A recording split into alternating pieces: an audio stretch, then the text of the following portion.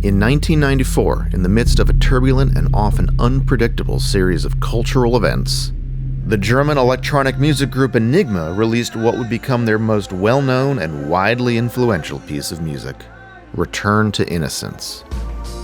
It is objectively one of the greatest songs ever written, featuring a beautiful synth bed, an iconic beat sampled from Led Zeppelin's When the Levee Breaks, and transcendent vocals by the singer Angel X that explore the nature of identity.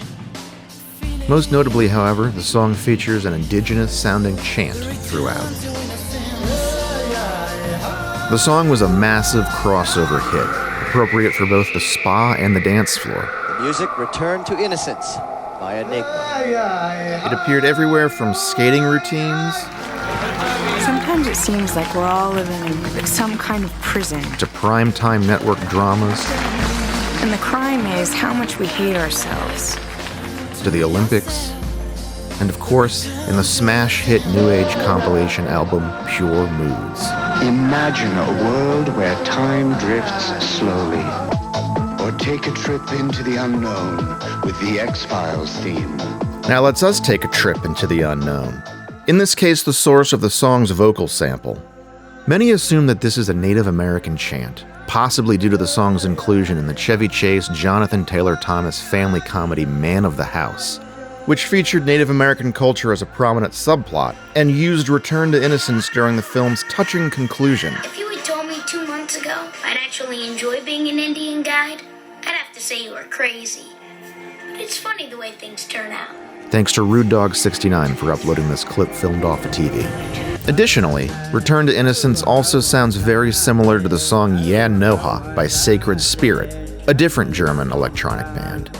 This song does feature Navajo chants and was also released in 1994. Confusing the matter further, Return to Innocence was written for The Cross of Changes, Enigma's second album. Track 5 on that album, Silent Warrior, actually does feature a Native American chant. The song is a missive about the evils of white colonialism. But the vocal sample on Return to Innocence is actually a traditional Taiwanese folk song, sung by Defang and Igay Duana, a pair of married farmers. The original song is commonly referred to as Elder's Drinking Song, although this is one of many titles it is known by. The original recording is the first track on a cassette of Taiwanese folk songs, released in 1989 by the Maison de Culture du Monde in Paris. The actual circumstances under which Defang and Igay were recorded are unclear, with some news reports from the 90s claiming that they were brought to France in the 80s as part of a cultural exchange, and were recorded then. However, the cassette release that features their singing states that their song was a field recording, made in Taiwan in 1966, while other tracks on the release were recorded in the 80s in France. Furthermore, the song in question is labeled as Weeding Song and not Elder's Drinking Song. The recording also fails to identify the singers, but the track is unmistakably Defang and Igay's voices. 6 years later, the track was licensed by Michael Cretu, the man behind Enigma, for use in Return to Innocence. I don't know exactly where the influences are. I think, especially in the new album, it's like a kind of, say, the lyrics are like the mirror of my soul, my thoughts, and while the Maison de Culture du Monde was paid a fee by Enigma for sampling the track, Defang and Igay were left unaware about its usage in Return to Innocence, whose popularity persists to this day, being used frequently in an assortment of YouTube tribute videos and network television.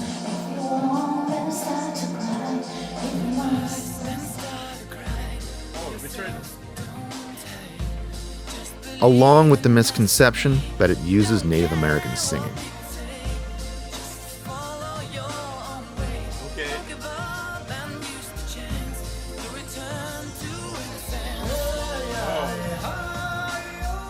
I'm getting it now. I get it now. The Duanas did eventually become aware of the usage of their voices, reportedly after hearing it used as the theme song for the 1996 Olympics. Famous German band Enigma, in their album Return to Innocence, used the voices of Sifang couple singing the traditional song Balafang. Sifang was left in the dark and did not get any benefits. This infringement of copyright caused uproar in Taiwan and a lawsuit followed. We are suing the Olympics Committee, EMI, and several other related parties. This international lawsuit, which cost about 5 million Taiwan dollars, was settled out of court after 3 years. Due to the exposure of the song, Defang Any Gay landed a record deal, and, working with a producer named Dan Laxman, they recorded their own album of electronic-influenced traditional songs, including their own version of Elder's drinking song.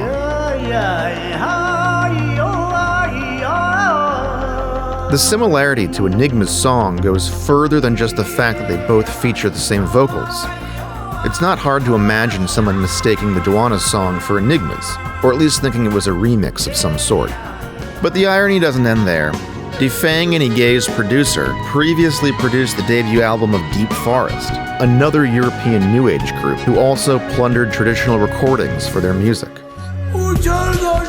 Freedom Cry, released in 1995 on the album Boheme, is one of their biggest hits and features distinct vocals by Hudyan, a Hungarian Roma singer who died nearly a decade before the song came out. Musicologist Claude Flagel recorded Hudyan in the 1970s and released the recordings in Europe.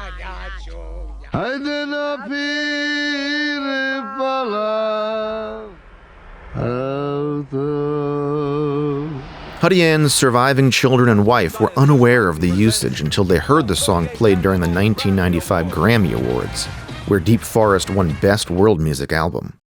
Hudyan's family's story was documented in a 1996 film by Andras Salomon, following them as they buy a copy of Boheme, travel to France, meet Claude Flagel,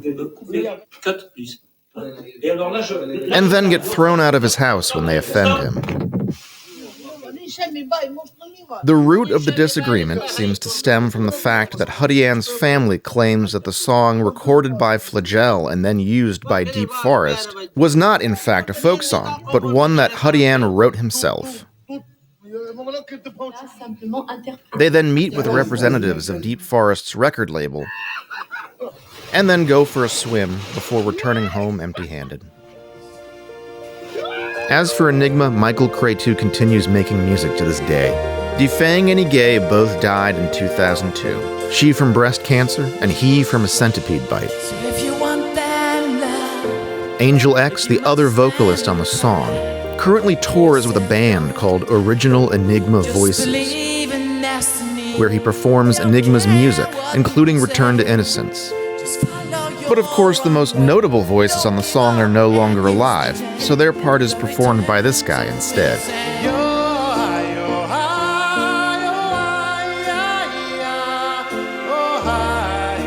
What is the legacy of Return to Innocence?